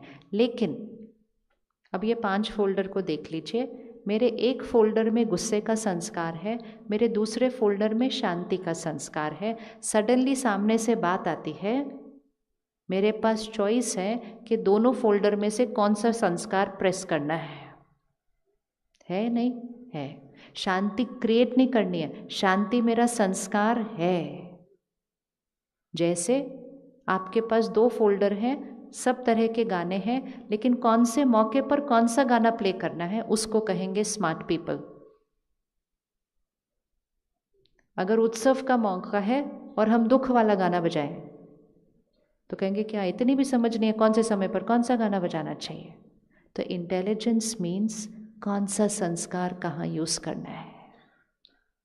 तो आज से हमने सिर्फ ये प्रैक्टिस करनी शुरू करनी है। रेडी है करने के लिए कि ये 7 संस्कार को हमने क्या करना है? एक्टिवेट करना है। और कभी भी ये नहीं कहना इन 7 संस्कारों के लिए कि मुझे चाहिए। आज से ये 7 लाइन ख़त्म। मुझे शांति चाहिए, मुझे सुख चाहिए, मुझे शक्ति चाहिए, मुझे प्यार चाहिए। ये ऐसे खड़े होना, ऐसे नहीं खड़े होना है। मैं शांत स्वरूप आत्मा हूँ, इसीलिए हम कहते हैं ओम शांति। ओम शांति मतलब अहम आत्मा शांत स्वरूप। शांति मेरा संस्कार है, और हम सबका संस्कार शांति है। हम में से कोई अशांत नहीं रह सकता सारा दिन। लेकिन इम्पोर्टेंट है कि हम दोनों संस्कारों में से कौन सा संस्कार ज़्यादा यूज़ कर रहे हैं। एंड मोस्ट इम्पोर्टेंट, ये 7 संस्कार सिर्फ हमारे पास नहीं है, वो जो हमारे को तंग कर रहे हैं ना, उनके पास भी यही 7 संस्कार है। लेकिन हम क्या करते हैं? हम बार बार उनके कौन से संस्कार पर फोकस करते हैं? हम उनके कौन से संस्कार पर फोकस करते हैं? जो अनकंफर्टेबल है। और हम बार बार वही लाइन रिपीट करते हैं, ये ऐसा है, ये ऐसा है, ये ऐसा है। तो जितनी बार हम बोलेंगे तो हमारी वाइब्रेशन से उनके ऊपर का कौन सा गाना एक्टिवेट हो जाएगा? जो वाला संकल्प हम क्रिएट करेंगे वो वाइब्रेशन उन तक पहुंचेगी और उनका वो वाला संस्कार एक्टिव होगा। एक प्रैक्टिस करके देखना, सामने वाला गलत व्यवहार कर रहा है और आप यहाँ से एक संकल्प भेजो, आप शांत स्वरूप आत्मा हो। भले बोलो नहीं, क्योंकि इस समय वो सुनने की शक्ति में नहीं है, लेकिन वाइब्रेशन भेजने के लिए बोलना नहीं पड़ता। वाइब्रेशन भेजने के लिए सिर्फ यहाँ से थॉट क्रिएट करनी पड़ती है, आप शांत स्वरूप आत्मा हो। वो आपका कोई कहना नहीं मान रहा, आप एक वाइब्रेशन भेजो, आप शक्तिशाली आत्मा हो। वो गलत निर्णय ले रहा है, आप वाइब्रेशन भेजो, आप ज्ञान स्वरूप आत्मा हो। You are a wise soul, आपका हर निर्णय राइट है। हर चीज़ यहाँ से नहीं करनी होती है। जब हम यहाँ से बोलते हैं तो हमारा ईगो उनके ईगो से बात करता है, और जब हम यहाँ से वाइब्रेशन भेजते हैं तो सोल टू सोल कनेक्शन बनता है। किसका प्रभाव ज़्यादा पड़ता होगा? किसका प्रभाव ज़्यादा पड़ता होगा? आपको पता है, जब हम यहाँ से बोलते हैं वो यहाँ से सुनते हैं, लेकिन कई बार सुनते हैं पर समझते नहीं हैं, क्योंकि हमारा ईगो उनके ईगो से बात कर रहा है, और इसी को दुनिया कहती है ईगो क्लैश। और जहाँ आत्मा आत्मा से बात करती है, दुनिया उसको कहती है सोल टू सोल कनेक्शन। तो कौन सा रिश्ते बनाने हैं, ईगो क्लैश वाले या सोल टू सोल कनेक्शन वाले? बहुत ब्यूटीफुल हो जाते हैं रिश्ते बिल्कुल चेंज हो जाते हैं। इसीलिए मेडिटेशन में सबसे पहली प्रैक्टिस जो है वो है सोल कॉन्शियसनेस, और उसका फर्स्ट रिजल्ट है घर में रिश्ते चेंज हो जाते हैं। तो आज से कुछ संकल्प हम लिख लेते हैं जो हम आज से रोज़ रिपीट करेंगे। रेडी है करने के लिए? क्योंकि हमने उस संस्कार को क्या करना है, एक्टिवेट करना है। जैसा हम सोचेंगे वैसा सिद्ध होता जाएगा। आज रात को आप करेंगे घर जाते ही। पहला संकल्प, मैं शक्तिशाली आत्मा हूँ। ये आपने नोट करके रखना है अपने पास। पहला संकल्प, मैं शक्तिशाली आत्मा हूँ। I am a powerful soul. शक्तिशाली आत्मा मतलब सामने से कोई कैसा भी बिहेव करे, हम पावरफुल हैं, हम अपनी चॉइस से रिस्पॉन्ड करते हैं, रिएक्ट नहीं करते। कमज़ोर लोग रिएक्ट करते हैं, पावरफुल लोग चॉइस से रिस्पॉन्ड करते हैं। कमज़ोर लोग परिस्थिति के हावी हो जाते हैं, शक्तिशाली आत्मा परिस्थिति को परिवर्तन कर देती है, परिस्थिति के परवश नहीं होती है। तो हर रोज़ हम ये संकल्प करते हैं, मैं शक्तिशाली आत्मा हूँ, I am a powerful soul. जिस संकल्प को बार बार रिपीट करेंगे सिद्धि हो जाएगी, क्योंकि लॉ क्या है, संकल्प से सिद्धि होती है। सेकंड संकल्प, मैं शांत हूँ, स्थिर हूँ। मैं शांत हूँ, स्थिर हूँ, आई एम पीसफुल। तीसरा संकल्प, आई एम ऑलवेज हैप्पी। मैं सदा खुश हूँ। ये टेंशन, स्ट्रेस, ये शब्दों को हमने अपनी वोकैबुलरी बना लिया है, और जितना उन संकल्पों को हम रिपीट करते हैं, मैं बहुत टेंशन में हूँ, मैं बहुत टेंशन बढ़ती जाएगी। मैं सदा खुश हूँ, आई एम ऑलवेज हैप्पी। चौथा संकल्प, मुझे किसी से कुछ नहीं चाहिए। आप रेडी हैं करने के लिए संकल्प, मुझे किसी से कुछ नहीं चाहिए? आप रेडी हैं करने के लिए, मैं किसी से कुछ नहीं चाहिए, मैं सबको देने वाली आत्मा। किस में ज़्यादा खुशी होती होगी, ऐसे खड़े होने में या ऐसे खड़े होने में? हम लोगों के सामने ऐसे खड़े हैं, मुझे प्यार दो, मुझे सम्मान दो, मेरा कहना मानो, और वो भी हमारे सामने ऐसे खड़े, पहले आप मुझे दो। इसी वजह से ईगो क्लैश हो रहा है, क्योंकि दोनों जने चाहिए की साइड पर खड़े हैं। दोनों में से एक तो अपने घर का दिया बनना है, अपने घर का दिया बनना है, क्योंकि जिस घर में एक दिया हमेशा जलता रहेगा उस घर में सब कुछ शुभ चलेगा। लेकिन जिस घर में दिए बुझ जाए तो अशुभ हो जाता है। बट वो वाला दिया नहीं, ये वाला दिया, द पावर टू गिव, देने वाला दिया। तो मुझे किसी से कुछ नहीं चाहिए, मैं सबको देने वाली आत्मा हूँ। पांचवा संकल्प अपने शरीर के लिए कीजिए, मेरा शरीर संपूर्ण स्वस्थ है, निरोगी है और हमेशा रहेगा। फिर छठा संकल्प अपने रिश्तों के लिए कीजिए, मैं सबको स्वीकार करती हूँ, सब मुझे स्वीकार करते हैं, और मेरे रिश्ते विश्वास और सम्मान की नींव पर टिके हैं।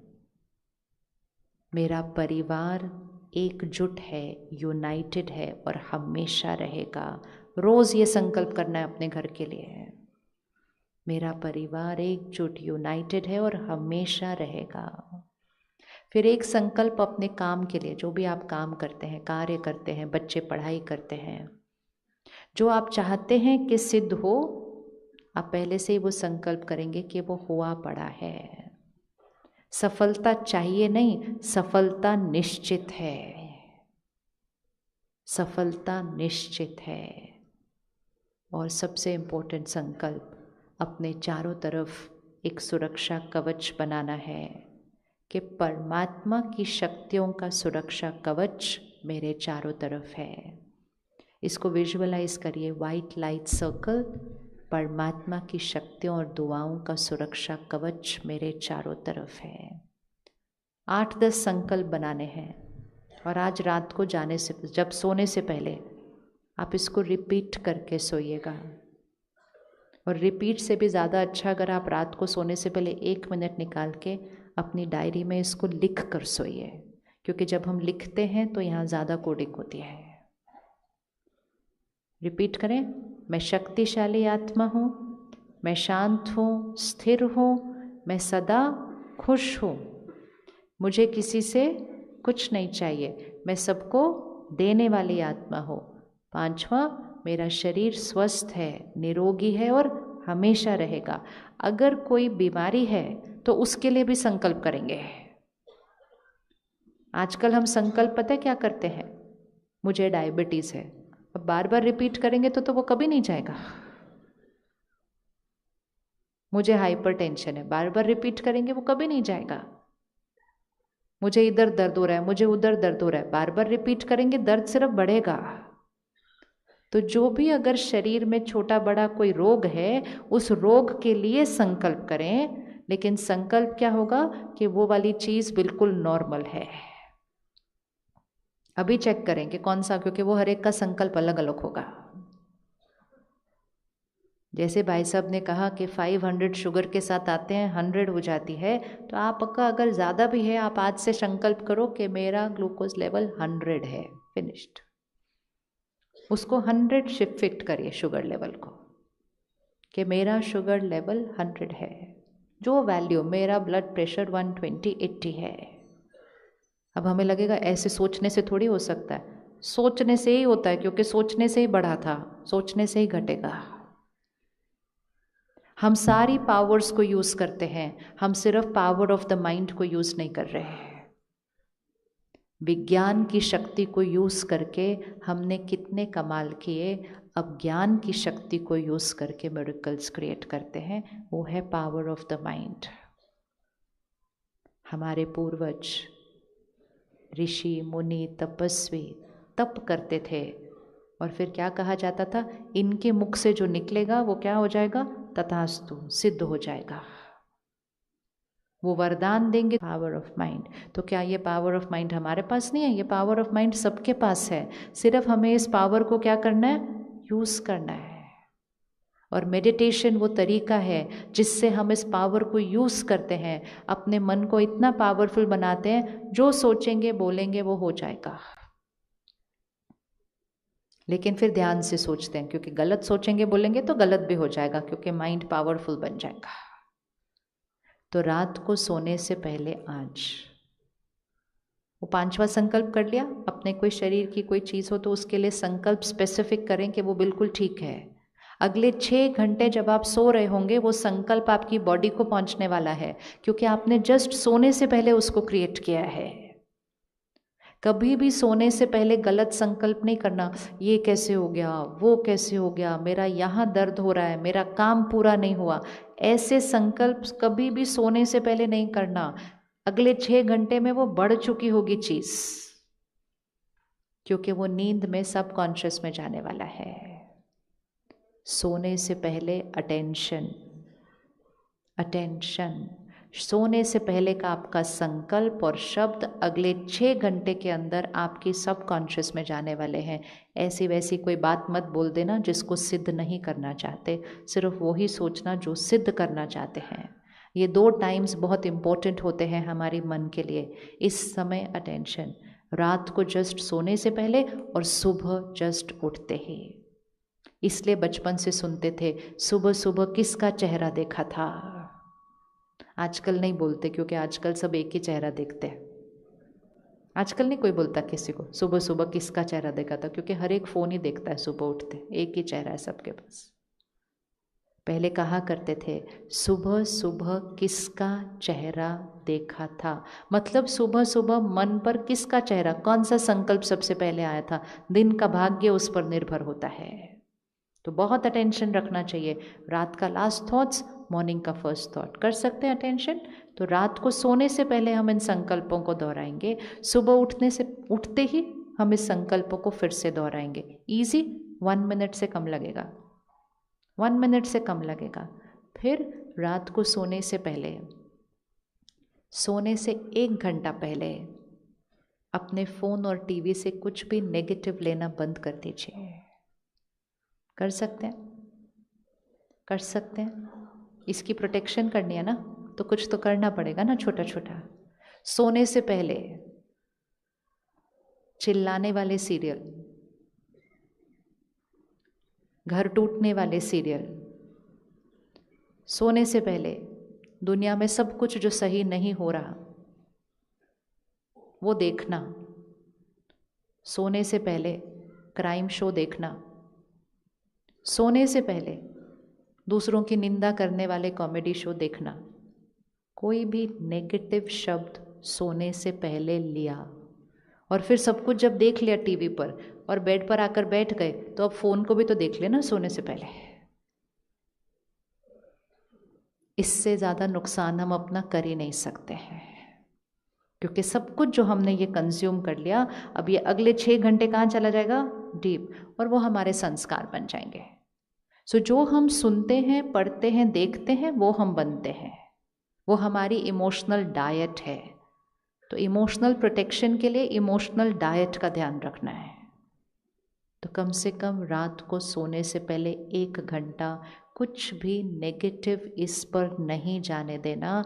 रात का समय है, दिन में जो नेगेटिव आया था उसको साफ करना सोने से पहले, और नेगेटिव लेयर्स नहीं डालकर सोना है। फिर रात को सोने से पहले 10 मिनट स्पिरिचुअलिटी भी कंटेंट है। तो सोने से पहले प्योर कंटेंट भरकर सोना है। उसमें क्या कंटेंट है? फेथ है, पवित्रता है, क्षमा है, सम्मान है, प्यार है, देना है। सोने से पहले 15 मिनट प्योर कंटेंट भरकर सोए। अगले 6 घंटे वो आपके सिस्टम पे वर्क करने वाला है, यहाँ पर भी वर्क करने वाला है, शरीर पर भी वर्क करने वाला है। संस्कार भी बदलेंगे, स्वास्थ्य भी बदलेगा, क्योंकि हमने राइट डाइट दी है सोने से पहले। तो सोने से पहले और सुबह उठते ही हमने इसको रिपीट करना है। सोने से पहले हमने प्योर कंटेंट ज़रूर कंज्यूम करना है, सुबह उठते ज़रूर कंज्यूम करना है। इजी है, 15 मिनट सुबह, 15 मिनट रात, इजी है। और फिर भोजन करने से पहले अपने घर में एक मर्यादा बना लीजिए कि खाना खाने के समय फ़ोन और टीवी बंद रहेंगे। कर सकते हैं मर्यादा अपने घर में, फ़ोन और टीवी बंद रहेंगे खाना खाने के समय। ये नहीं कि सामने टीवी, हाथ में फ़ोन और यहाँ खाना। जैसा अन्न वैसा मन होता है, कौन से शब्द जा रहे हैं उस अन्न के अंदर। बहुत छोटी छोटी चीज़ें हैं अपने मन को शक्तिशाली बनाने के लिए, लेकिन ये छोटी छोटी गलतियाँ ही हमारे शक्तिशाली मन को क्या करती जा रही हैं? कमज़ोर बना रही हैं। कर सकते हैं फ़ोन और TV, no screen while eating, ये हो सकता है, ईजी है। आज से करेंगे, आज से करेंगे, दूसरों को नहीं रोकेंगे, सिर्फ खुद के लिए करेंगे। पहले घर जाके बच्चों को ज्ञान नहीं देना है, पहले खुद करके उसको अपना संस्कार बनाना है, और अपने संस्कार से उसको घर का वातावरण बनाना है। वातावरण का असर उन पर पड़ेगा और वो बदलते जाएंगे। सुबह दिन की शुरुआत मेडिटेशन हम सीखेंगे मंडे से। मेडिटेशन मतलब सोल कॉन्शियस नेचुरल हो जाएगा। मेडिटेशन मतलब वो 7 जो ओरिजिनल संस्कार हैं वो इमर्ज हो जाएंगे, और बाकी जो चारों में थे वो मर्ज हो जाएंगे। मेडिटेशन मतलब सोल कॉन्शियस होने से ईगो क्या होने लगेगा? कम कम कम कम खत्म। ये है मेडिटेशन। सीखना चाहिए या नहीं सीखना चाहिए? सीखना चाहिए, नहीं सीखना चाहिए? हाँ, सड़क पर ड्राइव करना है तो ड्राइव करने की विधि भी सीखनी चाहिए। जीवन में बहुत कुछ करना है तो सही सोचने की विधि भी सीखनी चाहिए, वो है मेडिटेशन। तो सुबह दिन की शुरुआत हम मेडिटेशन से करते हैं और 15-20 मिनट प्योर कंटेंट भरते हैं। ये इतना सा कर लिया, सारा दिन के अंदर वो जो 7 संस्कार हैं वो 5th फोल्डर में वो एक्टिव हो जाएंगे। फिर सामने वाला क्या कर रहा है वो इम्पोर्टेंट नहीं है, हमारा वही वाला संस्कार एक्टिव होगा जो हम चाहेंगे। और जैसे ही वो होगा, सबसे पहले कौन ठीक हो जाएगा? मन, सदा खुश। सबसे पहला असर किस पर पड़ेगा? शरीर। जो भी छोटी छोटी बीमारियां हैं वो ठीक होने लग जाएंगी। तीसरा, रिश्ते, ईगो क्लैश बंद, सोल टू सोल कनेक्शन। अब हम कहेंगे लेकिन दूसरा वाला तो सोल कॉन्शियसनेस नहीं प्रैक्टिस कर रहा। दूसरे वाले को करने की ज़रूरत नहीं है, एक को करना है। जब आप मार्केट में उस छोटे बच्चे को देखते हैं, आप ईगो में हैं, वो सोल कॉन्शियस है, लेकिन उसकी सोल कॉन्शियस आपको उसकी तरफ अट्रैक्ट करती है। एक को करना पड़ता है, ओनली वन। ईगो भी एक में ही काफ़ी होता है, दूसरे में भी इमर्ज हो जाता है। सोल कॉन्शियसनेस भी एक में होता है तो दूसरे में भी इमर्ज हो जाता है। तो रेडी करने के लिए, रेडी करने के लिए, यस, मेडिटेशन सीखने के लिए रेडी। एक समय हुआ करता था, हम लोगों से पूछते थे आप मेडिटेशन सीखना चाहेंगे? कहेंगे हाँ, कोई कहता था हाँ, कोई कहता था नहीं मुझे इंटरेस्ट नहीं है। तो हम कहते थे कोई बात नहीं, इंटरेस्ट नहीं है तो कोई बात नहीं, इंटरेस्ट हो तो आना। That era is over. अब मेडिटेशन रुचि के लिए नहीं, आवश्यकता है, नेसेसिटी है। अगर आप अपने परिवार को शक्ति देना चाहते हैं, उनके मन को शक्तिशाली बनाना चाहते हैं, एंड मोस्ट इम्पोर्टेंट, ये मानसिक और शारीरिक रोग जो बहुत फास्ट गति से बढ़ते जा रहे हैं, इनको फिनिश करना चाहते हैं, तो मेडिटेशन एक ऑप्शन नहीं है, मेडिटेशन एक नेसेसिटी है। उतनी ही नेसेसिटी जितना फ़ोन को रोज़ चार्ज करना नेसेसिटी है, अगर यूज़ करना है तो। ये नहीं कह सकते कि मुझे फ़ोन को चार्ज करने का टाइम नहीं है। कह सकते हैं ऐसा? कह सकते हैं ऐसा? नहीं कह सकते, नहीं कह सकते। तो खुद को चार्ज करने का टाइम नहीं है, कैसे कह सकते हैं ऐसा? तो इसलिए हर रोज़ थोड़ा सा टाइम अपने लिए निकालना चाहिए। और जो भी ये समझता है कि ओहो ये this is waste of time, तो then we need to remember this is not waste of time, this is saving the mind, the body, the relationships. ये बहुत समय, श्वास, धन और रिश्ते बचाता है, और ये वो चीज़ हमारे जीवन में लाता है जो पैसे से नहीं खरीदी जा सकती है, और वो है सुख, खुशी और शक्ति। अगर आपके बच्चे के अंदर भी कोई तनाव है, चिंता है, आप उसके लिए शक्ति खरीद के नहीं ला सकते। बच्चे को एंग्जाइटी हो रही है, आप मार्केट से खरीद के नहीं ला सकते। उसको देख देख कर चिंता होती रहती है, लेकिन उसके लिए कुछ कर नहीं सकते, क्योंकि उसको देने के लिए शक्ति खुद ने कमानी चाहिए थी। लेकिन हम धन कमाने में बिजी थे, हमने सोचा शक्ति कमाना ज़रूरी नहीं था। हमने सोचा पैसा आ जाएगा तो सब कुछ उससे आ जाएगा। पैसा आ जाता है तो उससे सिर्फ चीज़ें आती हैं, शक्ति नहीं आती। तो अगर अपने बच्चों को, अपने परिवार को शक्ति देनी है तो उसके लिए शक्ति क्या करनी पड़ेगी? कमानी पड़ेगी। तो रेडी करने के लिए, रेडी करने के लिए, यस, तो 3 दिन के लिए 1 घंटे का समय निकालना है। 3 दिन के लिए 1 घंटे का